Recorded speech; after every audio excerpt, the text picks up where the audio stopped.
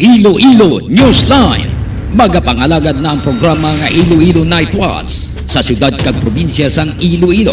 Gimaras Antique Aklan kapis syudad sang Bacolod kag Negros Occidental ilabi na sa sagwa sang pungsod. Ang ini nga programa magadala sa mga balita, impormasyon kag magasipad-sipad sa mga issues nga mangin patas ang presentasyon sa tanan kag mabatian sa Facebook page kag YouTube channel sang Iloilo Newsline. Ang Iloilo Night Watch mangin mata kag dulunggan sa mga listeners kag mga viewers kag ini mabatian halin las 8:30 sang gabi tubtob las 10 sang gabi.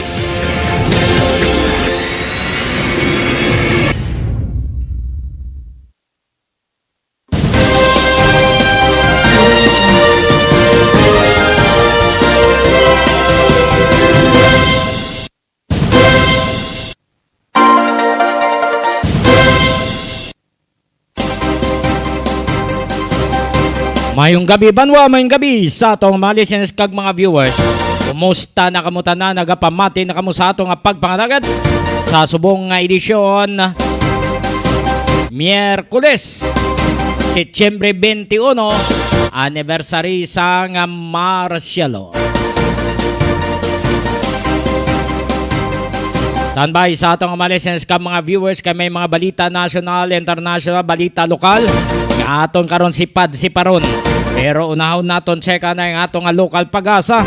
Ibalon naton sitwasyon sa panahon sa Western Visayas. Iloilo Newsline Weather Update. Upod naton sa linya si weather specialist Engineer Rolly Cuenca. Sir, mayong gabi. Yes sir, mayong gabi sir, no? Kag sa aton man nga mga tagpalamati, amin natin latest weather update subong adlaw, Wednesday, September 21, year 2022. Sa karon nga aton gina-monitor nga low pressure area asong balas stress kay na sa hapon. Uli ni siya na siplatan 1,200 kilometers east of the Central Luzon. Ang ining low pressure area sa karon manubok ang chance mag-develop sa isa ka tropical depression or bagyo within the next 24 to 48 hours. Samtang may isa naman kita sa bagyo no nga na-monitor na siplatan sa gwa sa aton nga par. So ba alas 3 kay nasang hapon uli ni siya na siplatan 1,915 kilometers east of extreme northern Luzon. May maximum sustained wind of 45 kilometers per hour malapit sa sentro, kagastanes nga up to 55 kilometers per hour. Nagahulag ni siya north-northwest sa kadisigon nga 15 kilometers per hour. Wala inisang nga bagyo, wala inisang epekto sa anuman nga bahin sa pungsod. Samtang southwest monsoon or habagat ang nag-epekto sa western section ng central kag southern Luzon. Dili sa sa western Visayas maka-experience sa kayang panahon, maliban na lang kung kaisa sa mga partly magalumon tugtog sa magalumon nga kalangitan kag mga isolated nga mga pag-ulang pagpangilag kag pagpanaguob. Dala ini sa mga localized thunderstorm. Kahina tugtog kasarangan ng hangin muli na bagat na nakatunggan ang magadala sa makanay tugtog kasarangan ng mga pagbalod sa kadagatan. Para sa itong forecast range of temperature, kaya kita sa 25 to 32 degrees Celsius. Ang atong adlaw, nagtunod alas 5:47, kag magabot laki ni siya alas 5:39 at aga. Nagawin na itong latest weather update sa Lindi Iloilo Pag-asa, Rolly Cuenca. Botang balon, Engineer Cuenca sir, maayo ang aton panahon diri sa Western Visayas. Humalin buwas, tubtob sa Domingo? Well, sa basta itong extended weather outlook, sir, no? Maging maayo gid man ang aton nga panahon until the weekend up ang sa karon napadayon lang sa gyapon ang aton nga monitor no sa dalagan sa aton nga panahon since nga may habagat patang nga epekto pero as of now ang ini nga habagat direct tagid nga epekto among sang central kag southern Luzon dili sa aton sa Western Visayas alaw man naton nga maayo pa ang aton panahon. Okay. Engineer Rolly Cuenca sir, madamo nga salamat kag maayong gabi sir. Yes sir, thank you kag maayong gabi man. Iloilo Newsline Weather Update. Nabatian ang atong local pag-asa kag ini ginadulong sa inyo sang Vitron Animal Clinic. Ang Vitron Animal Clinic na hamtang ini sa Barangay San Miguel, Hordan, Guimaras, ginapanagiyahan ni Doc Ronig Galia. Maayo nga veterinarian, ara gid sa iya nga mo nagapangamot, hindi iya nga pareho sa iban nga wala sang doktor nga mo ang nagapangamot kundi ila lang bata-bata, no? Ang tapik lang das dingding nila, lisensya lang niya sang isa ka, doktor gin nga gamit lang.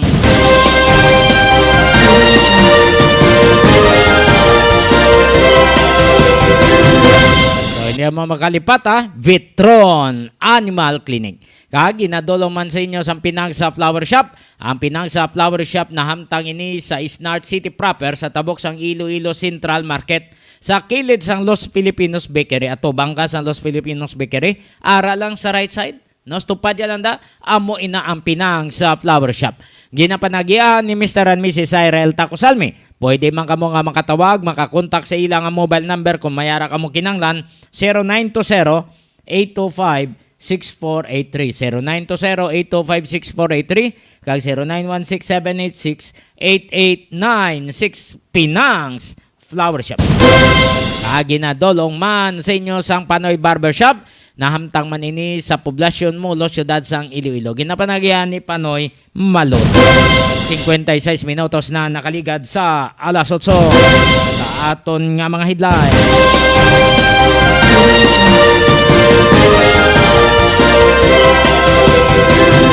Former Senator Juan Ponce Enrile kag subong Chief Presidential Legal Counsel ni President BBM nagpahayag nga dapat nga himuon na ang mga senador 48 kabilog kay nagadamo ang aton population diri sa Pilipinas.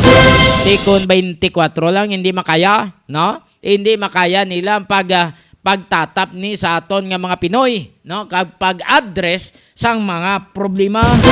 So dapat himuon kuno 48 so no kay Chief Presidential Legal Counsel former Senator Juan Ponce Enrile sa dugang pagid nga balita na si President Ferdinand Bongbong Marcos nangin introductory speaker sa United Nations nagpadulong to sa New York mo ti ang hambalya to yang issues no hindi stable ang peace and order kapin pa mayara nga threat sa iban nga ideological areas o strategic ideological areas amo ning hambal ni President Ferdinand Marcos nagapangayo sa sambulig sa mga miyembro sang United Nations.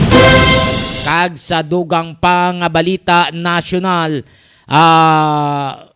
President Marcos nagpahayag man no linya ang Pilipinas by 2040 basi moderately prosperous na no masanyog na ang sitwasyon sang pagpangabuhi sa mga tao by 2040. Kag Senator Estrada kag Senator Padilla nagpabutyag sa publiko nga ang mga naapektuhan na during martial law, no? Di mga 50 anyos na mo nga anibersaryo subong adlaw. Niya dapat mag-move on na kita, no? Ang bal nilang duwa mag-move on na kita, no? Ang mga nagligad tiligad na to ti pinsaron tay nga raman Japons paminsaron naton ina. Pero move on na kita para nga magsanyog ang aton nga ekonomiya. So mo ning payag sang duha ka mga senador, Senator Jinggoy Estrada kag Senator Robin Padilla. 58 minutos na nakaligad sa alas 8. Mayara magkita karon nga balita lokal may kang tanan sini sa nagluntad nga shooting incident didto sa Istansya. Ambal ni Dr. Owen Libaken ang igo ini kanday Marca Libaw kag GP Bosque laban-laban ang fire rara sa right side. Pero ang igo naman sa kay Floyd Fernandez, ti may igo siya sa left side, may araman siyang igo sa right side, no? So ano ni ang bot hambalon? May posibilidad nga ang firer o ang shooter ara sa left side ni Floyd Fernandez bangod nga may igo sa duwak bilog sa left side sang iya sini nga dalom-dalom sang ilok. May igo man siya sa iya sini nga dughan. So muning dapat paligban sang aton nga mga investigador. So, samtang nagapangusisa mga miyembro sang SITG, nagapangusisa man ang mga katapo sang National Bureau of Investigation. tikon aton tanawon nga mas madali nga makastablisan na de sa amo sining investigation laban-laban ng NBI nga pwede nila mapangsampina kung sino tong probable suspect. Ang pulis pwede, hindi. Amo na ganing tudlo ta sa inyo. Once nga tama kadako ang insidente, kamo nga mga pamilya, para nga hindi na mag-delay ang investigation, kag mapasakan insigida sang kaso ang suspect o kung mga sospitsado, nga hindi na sila makapalagyo pa, kadto kamo dason sa NBI, file dason kamo complaint, reklamo, para mapangsampina kung si Indira, makaapilar pa dason sila sa Department of Justice kay connected sa DOJ ang NBI. Makahambal sila to sa DOJ, pwede ta mga madagdagan sang HDO, hold departure order, pwede ta nga masapinang ini nga tawo, dagdagan dason sa pina padalan, isumons ka ikaw, di kung hindi ka mag-appear, hindi ka mag-explain dito sa NBI within 24 hours, pwede ka nila mapailan sang kaso, obstruction of justice. Diba? Sumapos ini sila magpangita sang ebidensya, kay pwede nila pang sampina sino mga first responder. Sa nga pulis, isapinaho nila. Sino tong upod ng ang survivor, si Parohinog, isapina nila. Kung sino ang abogado, padalan na sa pina, pa-explain, ipa-explain na anong rason sa iya kliyente. Sino pa dito abi mga probable suspects nga ginatumod abi sang pamilya, pwede ina mapangsampina sila. Ang pieces of evidence na i-gather ina sa NBI kay i-subject ina sa ilang analysis nila, i-analisaron na nila sa mayo. Tanawon nila ang tanan-tanan nga mga anggulo. Kag makakuha lang sila sa isa ka evidence, recorded na dayon, ginatipo na dayon, naplastar na, di kalabanan da sila, hindi man kalabanan da sila CPA, hindi man tanan-tanan abogado na da. Pero amo nang ilang expertise, gintunan nila, hindi nga paper trail lang ang ilang intan to araman sa libro, galing in-develop lang nila sa mayo. Amo man ni dapat sa aton pulis. Hindi lang kita asta sa blatter, hindi lang kita nga siling nga pag-blatter da, hindi ta pag-follow up, i-follow up ninyo. Basi nga may makuha pa kamo nga ebidensya, kag masolbar sa gilayon, galing nga mga pulis, may iban, hindi man tanan, tamad. Tamad sila dason mag-execute sa judicial affidavit. Gusto nila yung mangita testigo, amo lang ito ma-execute judicial affidavit, kay hindi sila mag-appear sa korte. Ang witness, amo yung papiro ng to nila, ila yung mabatol ng sweldo, 15-30.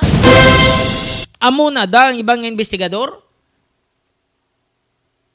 Daw matabo, kamuya papangitaon nila sa ebidensya, hulat na lang sila, ihatag nyo sila,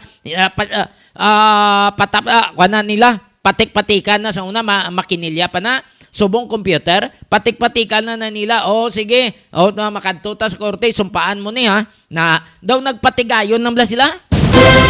Amo inang ila. Unlike sa NBI, sila yan nagapadalom.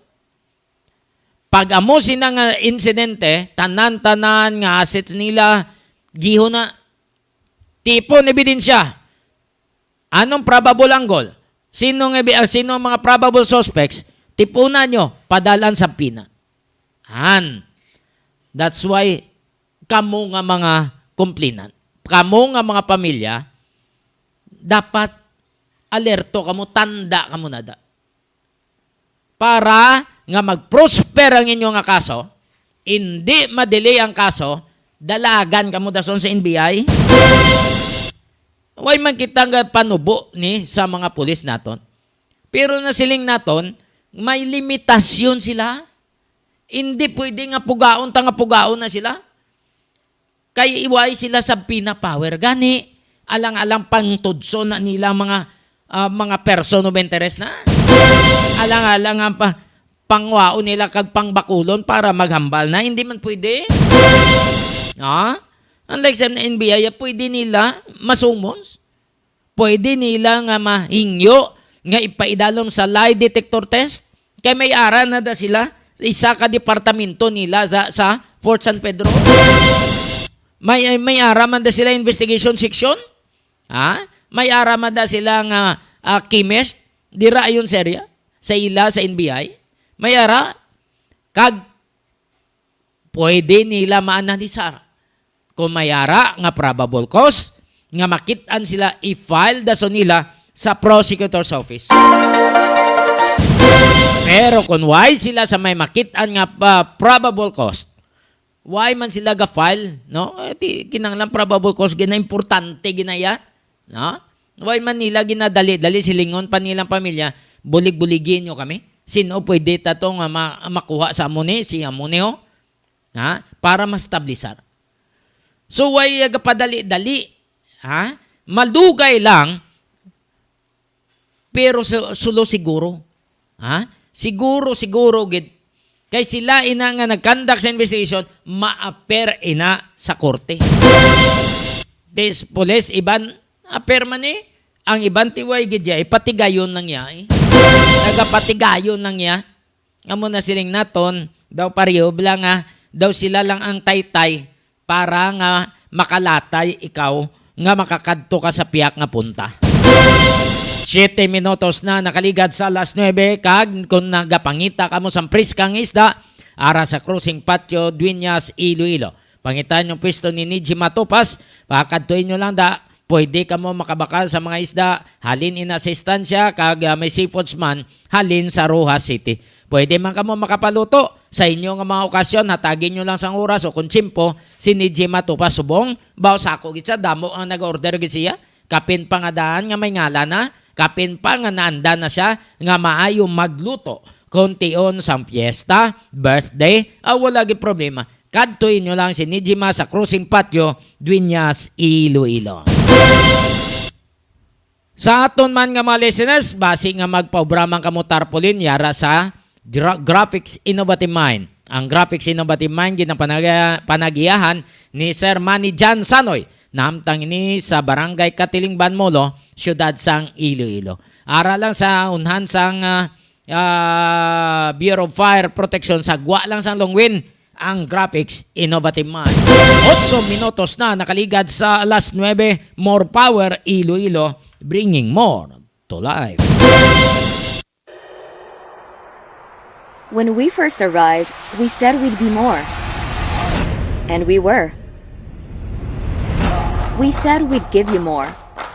And we did.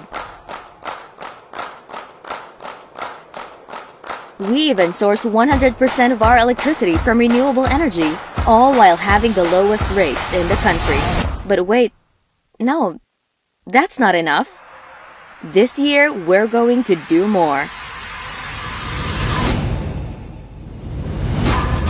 But what does do more mean? It means more upgrades.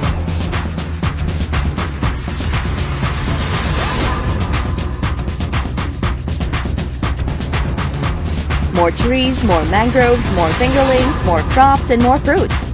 More of her, more of him, more of you, more of us, more of her, him, you, and us, making this world a better place for them. More power is going to do more, because with more power comes great sustainability.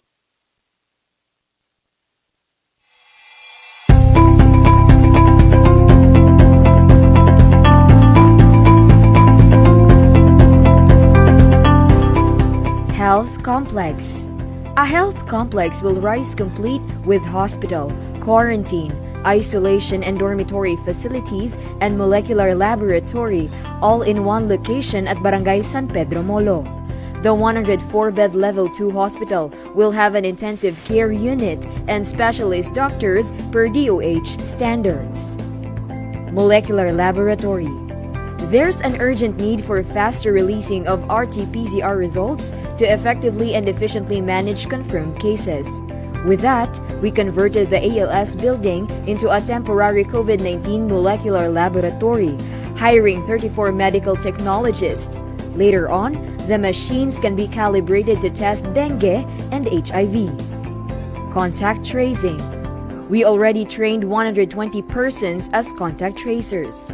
The City Epidemiology and Surveillance Unit of the City Health Office is conducting aggressive contact tracing to locate all close contacts and manage confirmed cases efficiently and effectively. Patient transport. 6 ambulance units and 1 minibus are being used by the Iloilo City Emergency Response of the City Disaster Risk Reduction Management Office in transporting positive patients to healthcare or quarantine facilities. Modular Hospital. Iloilo City government and partners have started preparing additional beds for COVID-19 patients. This temporary hospital seeks to address the high health care utilization rate, considering the city-based facilities also catered to patients from 5 neighboring provinces in Panay Island. A 66-bed modular hospital, which is a 3-unit 22-bed per unit, will be built nearby Suok quarantine facility. An additional 32 isolation beds will also be built in front of the existing one, also in Suok. The isolation and quarantine facilities shall form part of the proposed hospital in collaboration with the Department of Health. Quarantine facilities. St. Therese Hospital, which has been non-operational for quite some time, has been lent for free and has been serving as a quarantine facility. This move is in preparation for possible increase in infections, which may be caused by the more contagious Delta variant. Iloilo City has put in place a total of 1,500 isolation beds, including close to 1,000 in government-run facilities and at least 500 private beds in various partner hotels in case of COVID-19 surge. These will cater to mild and moderate cases to give the already overwhelmed hospitals a breathing room. City-run facilities have provided lunch and dinner meals, medicines, vitamins, hygiene kits, and medical checkups. City Vax Teams. The city's vaccination teams include City Health Office doctors, nurses, vaccinators, health workers, site managers, Liga ng mga Barangay, IT, PSTMO and PNP personnel, volunteers, and logistics team from the General Services Office. They target at least 10,000 vaccinations a day in the 5 identified mega sites: SM City, Robinson's Haro, Mega World Transport Hub, Central Philippine University, and Ateneo de Iloilo. They also conduct community-based vaccination in barangays identified as having low vaccination turnout. We have 28 medical officers or doctors, vaccinators composed of 51 nurses and 13 midwives, 16 nursing aides, 13 dentists, 303 assistants composed of BSPOs, health workers, health center staffs, and etc. Disinfection. City Health Office Sanitation Division disinfect city government offices that are locked down following confirmed cases, as well as national government agencies and establishments that request assistance. Volunteer fire brigades and Bureau of Fire Protection also help in disinfection. The threat of this pandemic has pushed the Iloilo City government to double its efforts in fighting the unseen enemy, without overlooking the usual health issues, problems, and concerns that need to be addressed. Let us continue to bring Iloilo City to the next level.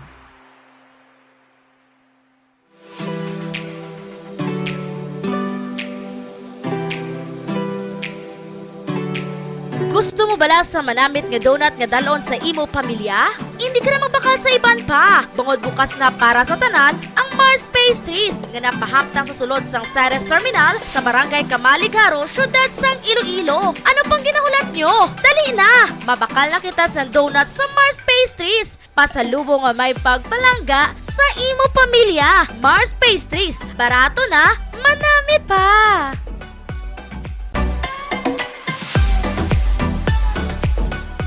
Five, six, seven, go!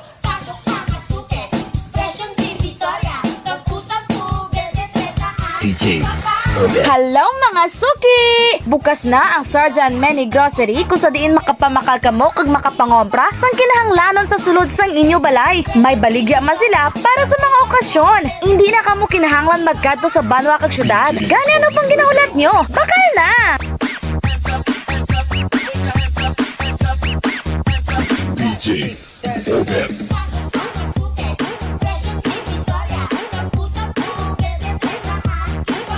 Ano pang ginahulat nyo? Bakal na! Sa Sarjan...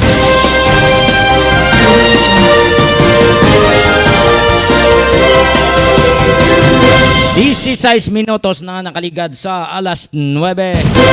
Kaginigin na dulong man sa inyo sang CL Diaz Poultry Supply na hamtang sa barangay Bagakay, San Dionisio, Iloilo. Ang CL Diaz Poultry Supply ginapanagyan ni Cheryl kag Totong Lerek Diaz. Nagabaligya sa mga feeds kag mga bulong para sa kasapatan. CL Diaz Poultry Supply. Ipabati ta sa inyo. By the way, may lang ang pagpamati kay Ma'am Ida Joy, kay Sir Brian Bono, diraman kay Michael Gancia, no, mayong gabi, kay Jutay Abilia, para ilik niya sa kagawad sa South San Jose. Pisan is Jutay, totoo man. Simple lang, ang importante nga hapos dalaganan, hindi pikon. Amo ng pilihan nyo. Ang mayadla, magserbisyo, hindi kay gapabaya. Dapat may ara nga political will nga hambal bla. May man nga pagpamati kay Leo ko na be, Iban be. Sahon ta niyan samtang way pa. Kay siya na Lisel Servano, kompas. Classmate mayang gabi kay Pia Giriquillo, kay Mas Chare Herrera, Peng mayang gabi Peng, kay kuan manda kay Gigi Cagente Santarin, happy birthday kay husband niya, kay branch manager, no, Valyacar Transit Incorporated branch manager sa Panay Island, Rodney Santarin, happy birthday, no. Sino pa? Basahan ta. Diyo ko binoy. Okay, Ma'am Ida Joy, Michael, Jocelyn Fonteveros, ng Jo, may gabi. Musta na ng Jo? Sino pa? Kay sa mensahe, sa text message na deriyam, damo. No? Jo Villa, okay? Kay BM Branch Manager, Rodney Santarin sang Valyacar Transit o Consiris nga terminal dabla sa Kamalig. Siya ning branch manager. Happy birthday, sir! Happy birthday to you. Happy birthday to you. Happy birthday, happy birthday. Happy birthday kay Sir Rodney Santarin. Peng, ready si Gigi.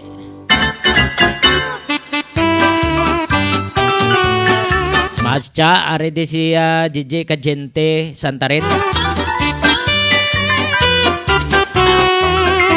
Kay Josie Lagman, kay Sir William Lagman, mayang gabi. Sa iban pa nga nagaiwat sang kadlawan, happy birthday.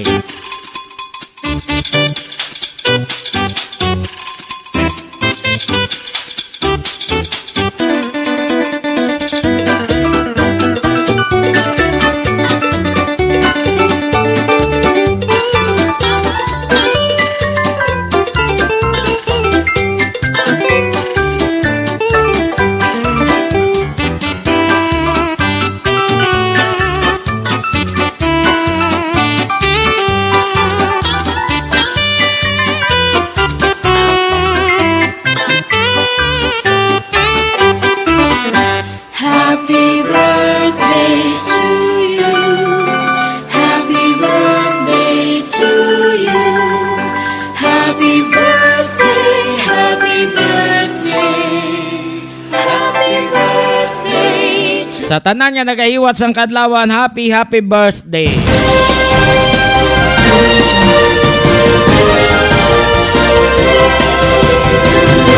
Ipapatita sa inyo ang speech ni President Ferdinand Bongbong Marcos Jr. sa United Nation. Ang ibanto nga mga leaders nakibot, no? Si Ferdinand Marcos harap man. Gali ti junior yan, senior to napatay. Abi nila nag-resurrect, no? Ti junior ni kibot sila. Ti may pagrespeto pangadaan to sila yan, iban nga mga nasyon, pagrespeto to sa father ni BBM, no? Grabe nga daan na mag-speech siya to. Why to kudigo, no? So, ano to gina siya nag-welcome address si BBM, nag-welcome siya sa mga leaders nga nagtambong sa United Nation. Yari si President Ferdinand Bongbong Marcos nga nag-speech siya dito sa United Nation kag nagpahayag sang iya sining apelasyon, no, sa iban pang mga leaders nga buligan kita diri sa Pinas. Yan si President BBM. De delitos, al bloqueo. Valdez Marcos, President of the Republic of the Philippines, and to invite him to address the Assembly. Mr. President, Excellencies, I am Ferdinand Marcos, and I am the President of the Republic of the Philippines. I stand today on behalf of 110 million Filipinos. At this time of crisis and opportunity, I bring with me the spirit of their enduring commitment to the ideals of our United Nations. This commitment is reflected in our solid contributions to the cause of peace and of justice. By shepherding the Manila Declaration of 1982, we helped affirm that differences should only be resolved through peaceful means. By reinforcing the predictability and stability of international law, particularly the 1982 United Nations Convention on the Law of the Sea, we provided an example of how states should resolve their differences through reason and through right. These two contributions provide useful guidance for our time, for amidst challenging global tides, an important ballast stabilizes our common vessel. That is, our open, inclusive, and rules-based international order that is governed by international law and informed by the principles of equity and of justice. As I have underscored, the Philippines shall continue to be a friend to all and an enemy of none. This world order traces its roots to 77 years ago. Your first Asian predecessor, Mr. President, General Carlos P. Romulo, called on our leaders then to make this floor our last battlefield, to determine in this hall whether humanity is to survive or be wiped out in another Holocaust. Our peoples chose survival. They chose cooperation. They chose peace. And by doing so, they made history. Today, history once again calls to us to make these choices.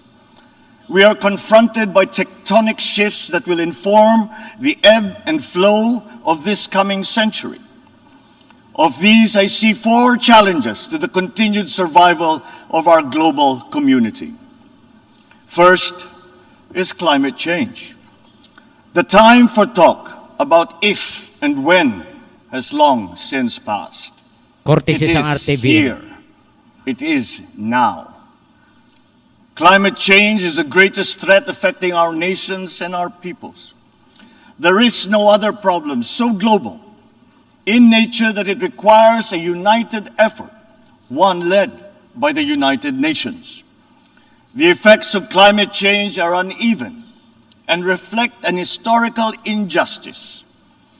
Those who are least responsible suffer the most. The Philippines, for example, is a net carbon sink We absorb more carbon dioxide than we emit. And yet, we are the fourth most vulnerable country to the effects of climate change. This injustice must be corrected, and those who need to do more must act now. We accept our share of responsibility and will continue to do our part to avert this collective disaster. We call on the industrialized countries to immediately fulfill their obligations under the United Nations Framework Convention on Climate Change and the Paris Agreement, to cut their greenhouse gas emissions, provide climate financing and technology transfer for adaptation for the most vulnerable and developing countries, to lead by example. We look forward to concrete outcomes at the Conference of Parties in Egypt later this year.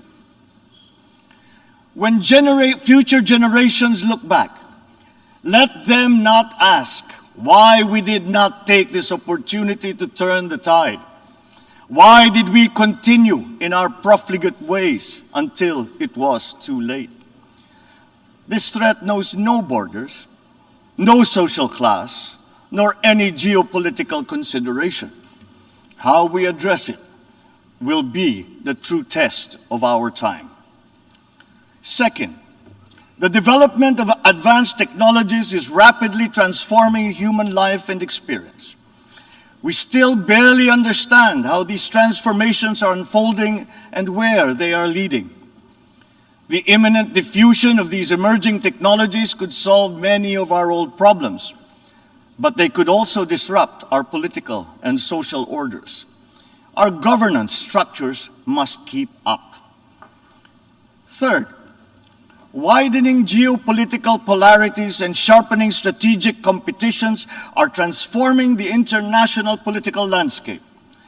A profound lack of trust is putting enormous strains on our multilateral system. Our very charter is being violated around the world as we speak. In Asia, our hard-won peace and stability is under threat by increasing strategic and ideological tensions. These behoove us to uphold the ideals that led to the establishment of this Parliament of Nations, and to reject any attempt to deny or redefine our common understanding of these principles.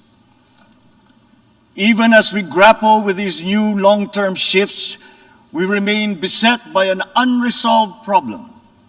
Inequalities and inequities within and among countries continue to persist, and they continue to demand urgent action. Therein lies our fourth transcendent challenge. This injustice was evident during the pandemic, when the richer nations immediately received vaccines at the expense of the have-nots.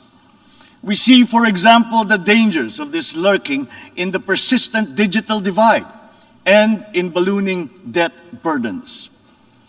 As we awaken from the economic stupor caused by the pandemic, we must reinvigorate the world economy. We must use public and private resources to encourage the expansion of trade, investment, and technology transfers to accelerate development. Knowledge and intellectual gains must flow freely to allow those lagging behind to catch up.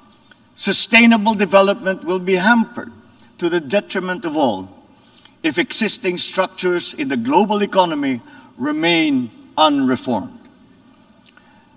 Mr. President, in these past 3 decades, Filipinos have achieved significant strides on our path to sustainable development. Despite the challenges of the pandemic and the global economic upheavals, we remain on track to reach upper middle income status by next year. With steady investment in food, public health, education, and other social services, we expect to become a moderately prosperous country by 2040. I am confident that we will achieve this vision. Yet, no nation stands alone. The achievement of our national ambition requires a global environment that creates conditions that allow all nations, including ours, to thrive in peace. We need the United Nations to continue to work. And we, the Philippines, are determined to be part of that solution. The Philippines did not hesitate to donate to the COVAX facility that helped provide vaccines in many parts of the developing world. Multilateralism and international cooperation do make a difference. Filipino health workers were at the front lines in many countries to curb the spread of the virus, risking and oftentimes sacrificing their own lives to save those of others. We have always been an optimistic and courageous nation. Despite the enormity of these challenges, we believe that solutions are within our collective grasp. You, Mr. President, have already identified 3 tools that are at our disposal. First, solidarity. We need to reaffirm the wisdom of the founders of our United Nations. This means transcending our differences and committing to ending war, upholding justice, respecting human rights, and maintaining international peace and security. Nuclear weapons continue to pose an existential threat despite our efforts to build norms that resoundingly prohibit them. We must reject the notion of deterrence and remain committed to decreasing the global stockpile of these weapons. At the same time, we must also address the scourge of the proliferation of all weapons, be they small arms, light weapons, or improvised explosive devices. Our work must also focus on ensuring that the international system remains fair, not only for all states, but more importantly, for all peoples. This system must work for the most vulnerable, especially the marginalized, migrants, refugees. The world has witnessed the enduring contribution of migrants in the fight against this pandemic. We still dream of an end to the disturbing incidents of racism, of Asian hate, of all prejudice. The Philippines United Nations Joint Program on Human Rights is an example of a constructive approach that puts our people, not our politics, at the center of this work. It provides a model for revitalizing the structures that facilitates solidarity between the United Nations and the sovereign duty bearer. Our continued solidarity will also benefit from a reformed and more inclusive Security Council and an empowered General Assembly that can hold the Council to account. At the same time, the United Nations must forge ahead with its flagship tradition of global peacekeeping.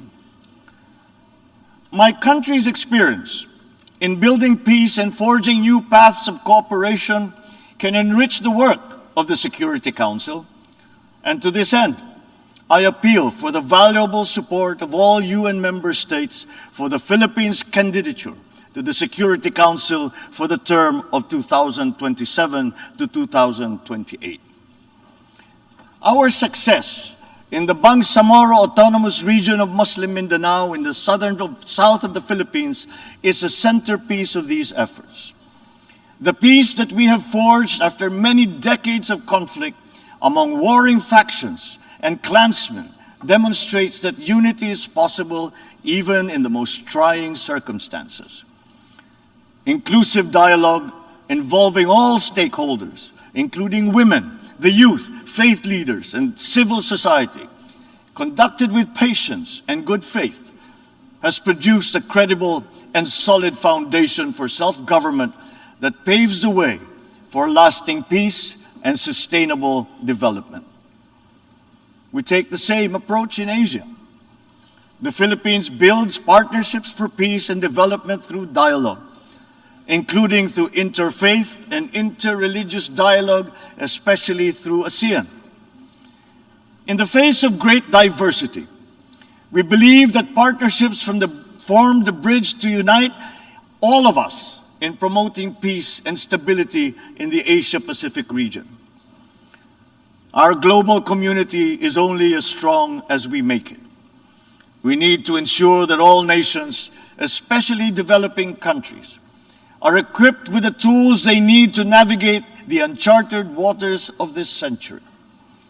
This requires a transformative development agenda. We therefore welcome the Summit of the Future next year as an opportunity to collectively roll up our sleeves and chart our common path. Second, sustainability. We must seek solutions that preserve our planet. These solutions must transcend our time and win the future for the succeeding generations. We crafted the 2030 Agenda for Sustainable Development as a platform of unity where our societies can build a future that is resilient and that is inclusive, where our people can be healthy, happy, and secure. This requires investment in food security, the fragility of which has been clearly demonstrated by the pandemic and the conflict in Ukraine. We need to take concrete steps towards a modern and resilient agriculture.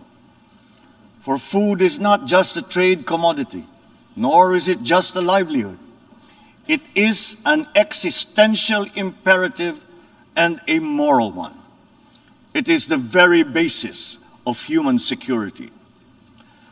To attain food self-sufficiency and security, we are providing innovative solutions and financial support to farmers and fisherfolk to adapt new technologies and connect to national and global value supply chains. We look forward to forging cooperation with the UN and our partners to boost agricultural productivity and food security. As host to 17 UN agencies, programs, and funds, the Philippines strongly supports reforms to ensure that the UN development system delivers as one through its UN country team. Water connects our world and sustains our existence, but it is also a finite resource that requires our stewardship. Equally important, our biodiversity must be protected amidst the continuing challenge of climate change. We must enhance our cooperation in these areas. But sustainability also requires development policies that go beyond the traditional metrics. We already know that the gross domestic product is an incomplete measure of progress and that vulnerability is multidimensional. Our development agenda must also take into account the interest of all developing nations, including middle-income countries where the majority of the world's poor live.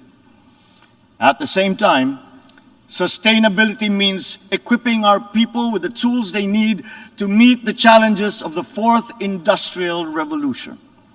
Investments in education are key, and my administration is prepared to make such investments. The Philippines notes with appreciation the Transforming Education Summit held earlier this week, at which these subjects were taken up. There is perhaps no greater renewable resource than the creativity and innovation of our young. We understand the value of harnessing our people's talents by creating a robust and creative economy. We will continue to work with partners in promoting this at the international level. Finally, science. Knowledge and discovery remain the keys to unlock the potential of our dynamic future. Encouraging our young people's curiosity, honing their skills, and protecting their intellectual properties are important investments. Humankind is pushing back its horizons, both in the digital world and out in our physical universe. Access to these domains is an inalienable right of all nations, as are peaceful uses of all existing and emerging technologies. The Philippines is preparing for the future by laying the governance framework that will allow us to harness the power of renewable energy, develop the capacity to utilize the life sciences, such as medicine and virology, pursue digital solutions towards a more modern economy, and expand our presence in outer space. But we also need to update the global structures that facilitate international cooperation on the peaceful uses of nuclear energy, biology, chemistry, to name but a few. At the same time, we need new structures to govern rapid advances in other areas. We need to start by defining the norms of responsible behavior in cyberspace and outer space, and forming legal rules that will prevent the weaponization of artificial intelligence. The diffusion of cutting-edge technology across the economy is promising, but they could come at a cost. Our development agenda must consider the possible displacement of human labor as a result of advances in automation. We must prepare our economic structures for this. We should start building the necessary supports for those sectors affected. Mr. President, the transcendent challenges of our time are as consequential as those that faced us 77 years ago when we founded this august body. We are indeed at a watershed moment, one that requires a refounding of these, our United Nations. Mr. President, Your Excellencies, the world is ready for transformation. It is up to us as leaders of our nations to move and shape that transformation. The future beckons, and we can embark upon that journey as single nations or as a world in harmony. I say, let the challenges of one people be the challenges for all nations. And in that way, the success of one will be a success for us all. The peoples of the world look to their leaders, to us, to make into reality these aspirations for our future. We must not fail them. And if we stand together, we will not fail them. If we stand together, we can only succeed. Let us dream, let us work for those successes for all our nations united. Thank you and good day.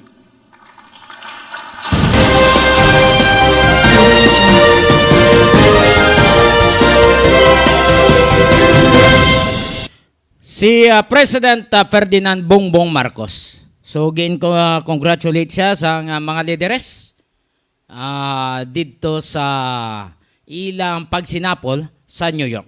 Na?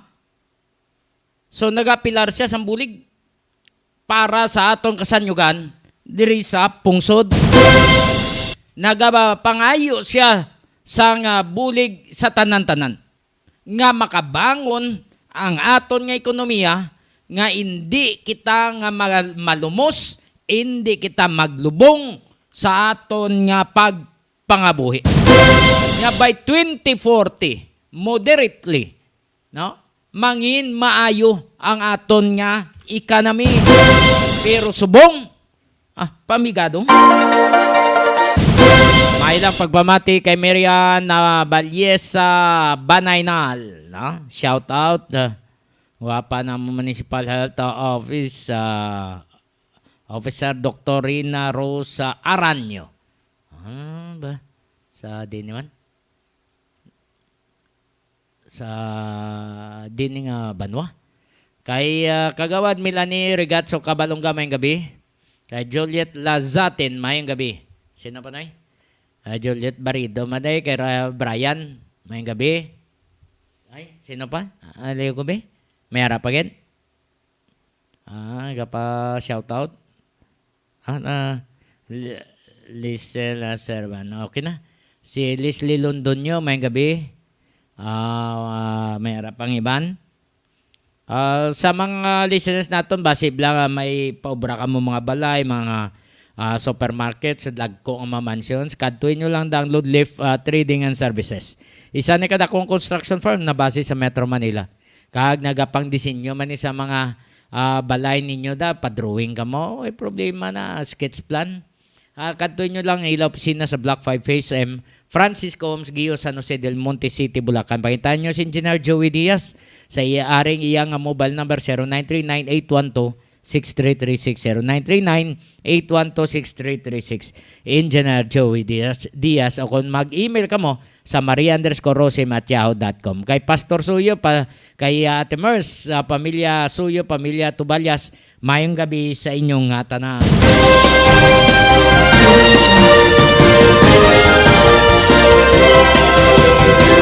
Pasing magkadto ka mo syudad, mangita mo sa mga tourist destination, tanawan yung wheels ng city government ara sa Iloilo Newsline kag sumuman sa Guimaras Newsline. Kag palihog lang ha, check nyo lang ta. Kamu na bahala da, may araman sa YouTube channel na Iloilo Newsline. Sa iban pa namong nga mga listeners, thank you so much sa mga nagamakal sa Mars Space 3 sa Ceres Terminal, sa Kamalig Haro. Thank you so much sa nagabakal man sa Sweetie Bukoshig. Kag sa taga Liganes, no, Kagamutan Norte, ara da ang Sarjan Mini Grocery, no? Pakitaan nyo lang da. At tanawan nyo da, mga balaklon, ay may ara man dira. Na palihog lang. Kung kulang soft drinks, pasensya agad. Kay sirado ang ilang planta diri syudad. Abi nyo din pakuha dito sa Negros. Ang Cebu gakuha man sa Negros. Ginaparty-party lang. Why na kag ang mga dealer palihog man hindi yung pagpamahali ay. Hindi yung pagpamali, swakto nga swakto. Grabing mahal. Mayara 150, 160 isa kapak. 170, sobra-sobra man na inyo. Hindi nyo pagpamahali kay kung kamo nga dealer, amo nyo na. Siyempre, ang tiyanggi, mapatong man na. Labot na 180, 190. Sobra-sobra naman na. Palihog lang, intindihanay lang. 46 minutos na nakaligad sa alas 9. When we first arrived, we said we'd be more. And we were. We said we'd give you more. And we did. We even source 100% of our electricity from renewable energy, all while having the lowest rates in the country. But wait, no, that's not enough. This year, we're going to do more. But what does do more mean? It means more upgrades.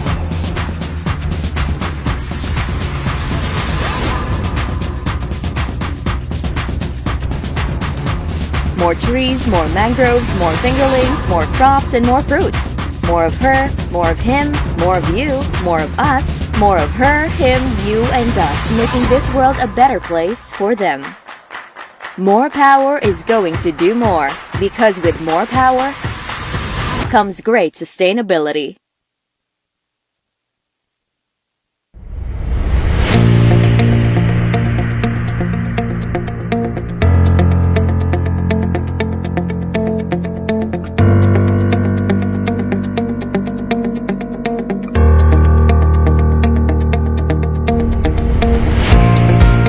Our roadmap, Wheels for Inclusive Development and Good Governance, has been the backbone of our mission in bringing our city to the next level.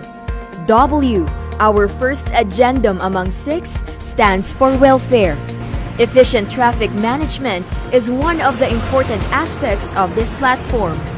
Iloilo City prides itself being a walkable and bikeable metropolis, hailed as the most bike-friendly in the country. Its wide diversion road, complete with pedestrian alleys and protected bike lanes, attract attention, acclaims, and accolades from all over the place. Ilonggos and visitors can stroll along spacious sidewalks without eyesores and lighter sights of the busy streets because of less traffic, while bikers are safe in sharing the roads. Here are some specific actions made to achieve efficient traffic management. An intelligent transport system is in the works for a centralized coordination of related choke points and gray areas in the field. This is one of the major features of the iCare Command Center at Gaisano Business Hub. Iloilo City is creating its Traffic Academy for knowledge and training of traffic personnel and drivers through annual refresher courses. The initiative will be established at Technical Institute of Iloilo City, Barrio Obrero Campus. We will be the first LGU having this kind of program. City Hall has provided 20 motorcycles for traffic personnel to perform their duties and conduct check of road conditions, especially on areas that experience congestion. 20 bike patrols are doing regular rounds along Esplanade to ensure enforcement of public safety. 2 patrol vehicles are being used to respond to assess and address urgent situations. The Public Safety and Transportation Management Office, Task Force ASIS, and Office of Barangay Affairs implemented the road clearing operations upon the orders of the national government. Iloilo City's efforts got 83% rating from the Department of the Interior and Local Government or DILG. For the displaced sidewalk vendors, due to the clearing operation, they were provided a new space. Financial assistance was also given to them so they can start anew. As Iloilo City levels up, it also gets to face more concerns, especially with regard to traffic. The city government has sought the help of the Metropolitan Manila Development Authority or MMDA in crafting a traffic plan in August 2019. City Hall personnel attended a traffic management seminar with the guidance of scientific and engineering experts. Slowly but surely, officials are optimistic this will give resolution to traffic problems. Iloilo City is geared towards developing more open spaces and access for pedestrian as well as alternative thoroughfares for riding public. We ensure that our city is highly livable and has competent value for safety, peace, and order. Level up Iloilo City.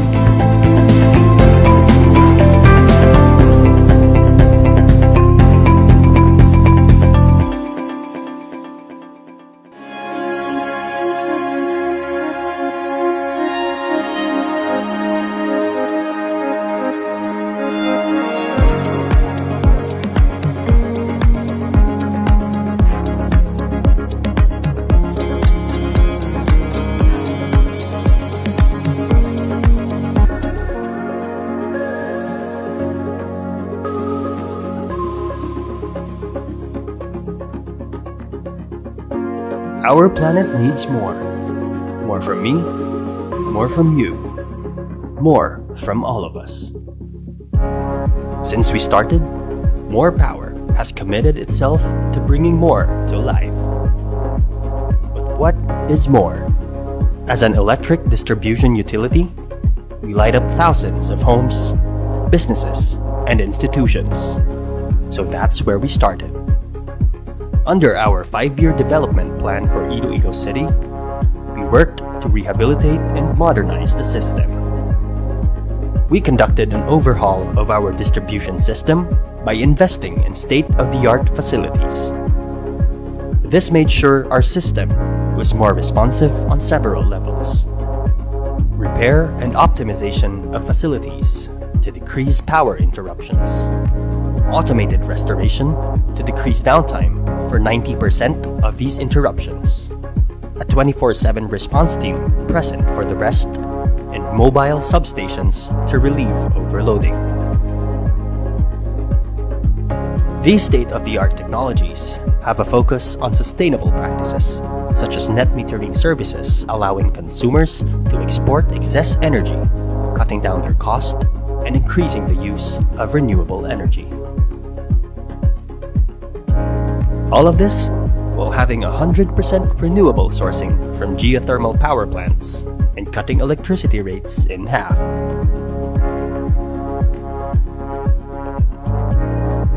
This made sure that the energy we supplied was more reliable, more accessible, more sustainable, and more affordable.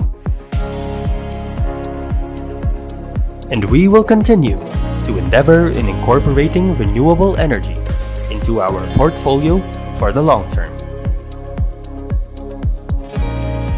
Our services are only limited by our technology, and when we upgrade, we can bring more to your life.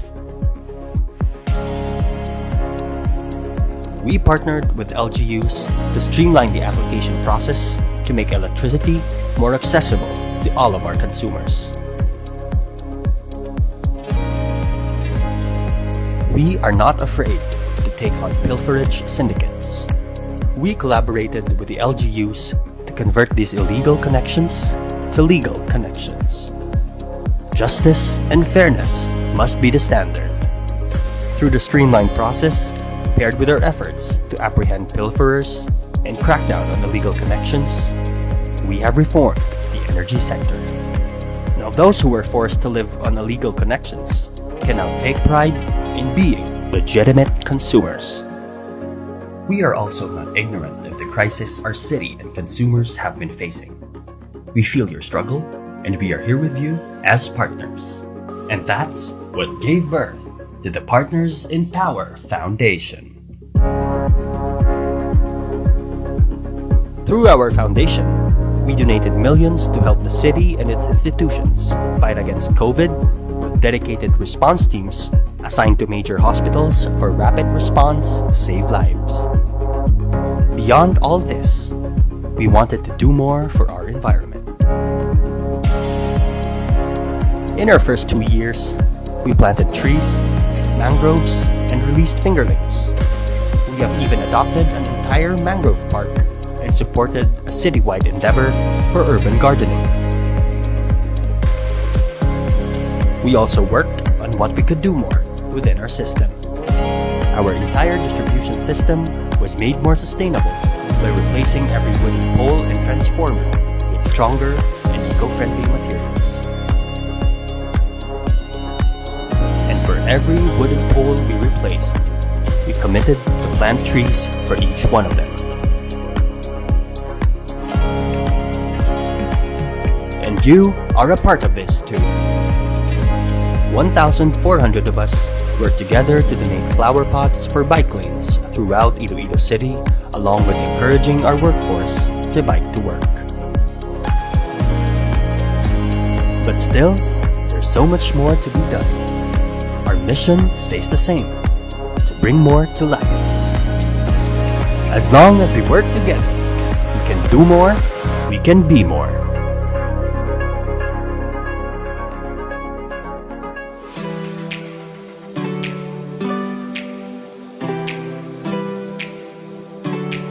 Gusto mo bala sa manamit nga donut nga dalon sa imo pamilya? Hindi ka na mabakal sa iban pa. Bungod bukas na para sa tanan ang Mars Pastries nga napahamtang sa sulod sang Ceres Terminal sa Barangay Kamaligaro, syudad sang Iloilo. Ano pang ginahulat nyo? Dali na! Mabakal na kita sa donut sa Mars Pastries. Pasalubong nga may pagpalangga sa imo pamilya. Mars Pastries. Barato na, manamit pa!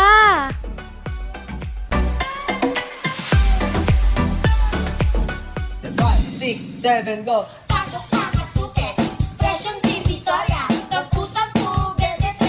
DJ Hello mga suki!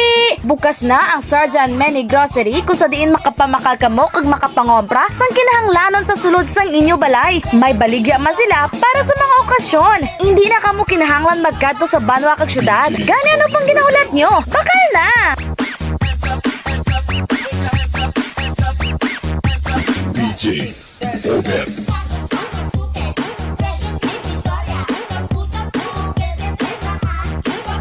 Ano pang ginahulat nyo? Bakal na!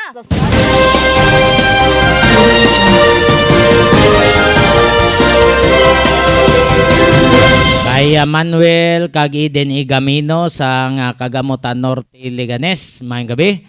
Kay Bingbing, pamilya Nerios, pamilya Guadalupe, sa pamilya Santos, kag diraman sa pamilya Superio, mayong gabi sa inyong tanan. Kag sa mga taxi drivers, Sir Joseph Oico, baway giniaga untat sa pagpamati. Kay Sir Fred, si Finance ang Valacar Transit. Kag sa iban pang mga listeners naton, thank you so much.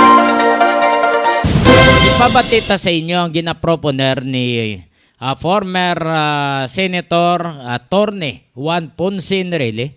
Siya ni Chief Presidential Legal Counsel nga nagpayag siya nga instead nga 24 ka mga senadors ang gina-elect naton kada election yan dapat himuon ni 48 so kay nag-increase man ang mga ang population sa nga Pilipinas hindi masarangan sa 24 yari si former senator attorney Juan Ponce Enrile.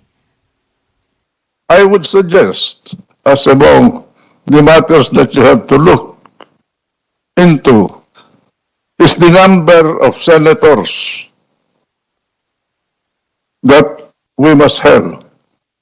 The 1935 Constitution established a number of 24. Binago yan ng 1987 Constitution. 24, pero one half of the members of the Senate must be elected every 6 years. Di ba? Every 6 years yata yun. Opo, every 6 years po, opo. Delikado yan. They did not understand why under the 1935 Constitution the wise men of the Philippines, Siverecto, Alulan, Cuenco, Briones, Laurel, at Maosias, Bukobo, kung sino-sino dyan na magagaling ang utak. Ginawa nilang 24, but every 2 years exposed to the mandate of the people, 8 of these 24 people, and 2016 will remain standing all the time, was embedded in the Constitution. They did not understand that. The purpose of changing 8 every 2 years was to be sure that 2/3 of all the senators must be in place at any given time without any interregnum, so that in case of danger, war, invasion, or rebellion like what happened to us, or any kind of emergency, epidemic, pandemic, there must always be 16 senators that can be relied upon to maintain the government of the Republic of the Philippines, not for their sake, but for the sake of the Filipino people, for their safety and security. That was the underpinning idea of maintaining 16 senators all the time. And if we are going to change the number of senators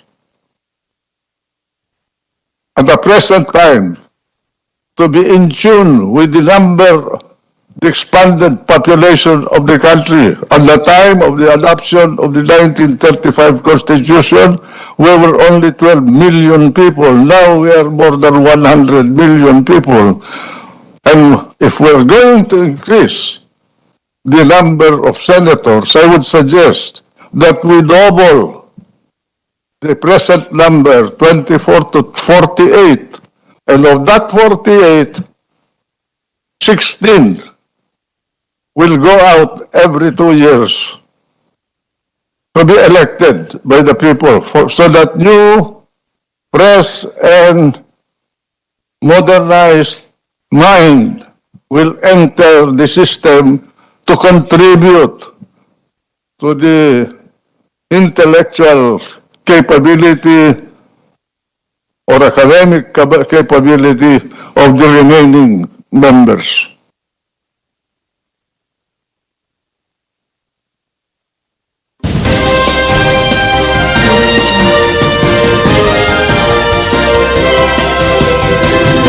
Amo tong proposal ni Chief Presidential Legal Counsel Attorney Juan Ponce Enrile sa Senado.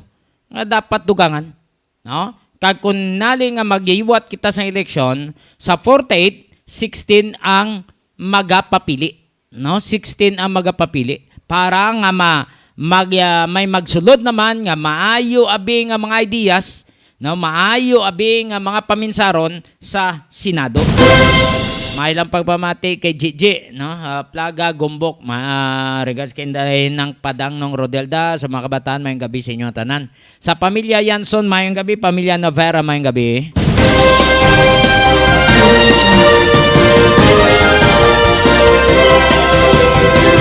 Sa bagay, mayo man nga proposal. Mayo man nga mga nga proposal ni former senator Attorney Juan Ponce Enrile. Kaysa una tod sa 1935 Philippine Constitution, kaysa una 12 million pa lang to, no?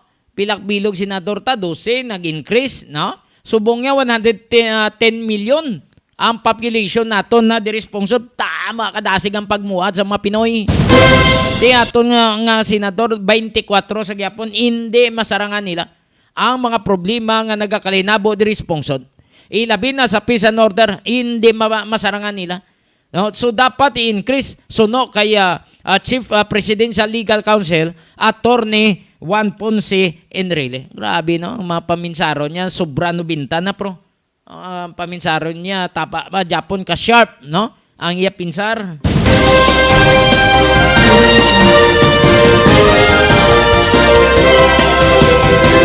Sa kay Sir Hannibal, kay Ma'am April plana mayong gabi. Salamat sa inyong pagtanaw kag pagpamati upod sa inyo nga mga pamilya kag sa inyo nga mga tinawo mayong gabi gid sir. Kay Ma'am Lani mayong gabi man kag sa mga kaupod Manila dira, no, nga naga-monitor sa aton.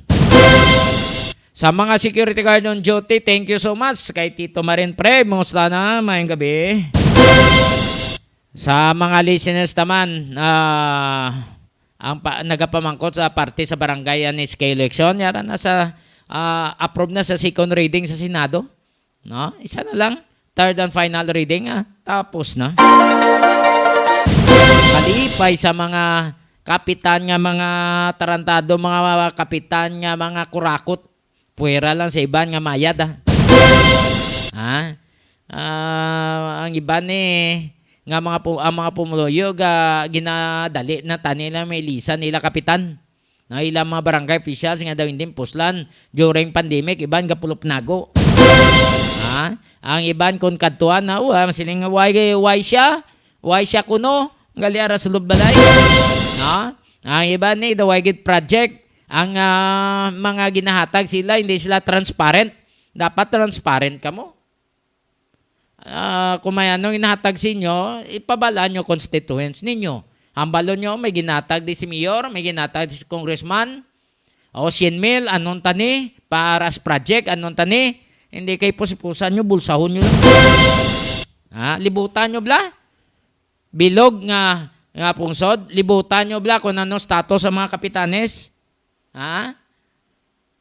Mga 90% nagmalanggaran nun sila. Tanawan nyo bla? Inauna nila bulsa mo. O hindi ang mga pumuloyo. Pwera lang sa ibang nga mayad. Kabay pa nga hindi lang mo mga keg. Kainsakto na ang hambal ko. Dapat unahan nyo ang mga pumuloyo. Pabalaan yung pumuloyo kay ang mga pumuloyo ang nabutang dirasin nyo sa pwesto. Kung anong ginahatag sa inyo, anong kayuhan nga hatag sa inyo, pabalaan yung pumuloyo. Ang balon nyo sila, kanda ka sang General Assembly. May kwarta dire, 200,000, anon tayo ni. Alala pa, mahaw mo lang na tanan. Ano ni ikay, pakayo naton. Ano gusto nyo? Sila pa mangkuton mo, hindi kay ikaw imo-imo lang.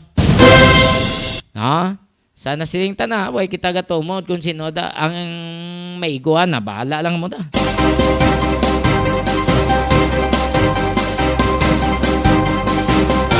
So salamat sa inyo nga pagupod sa atong nga pagpangalagad upod ng kay Toto Boy Jeff kag Nonoy MJ.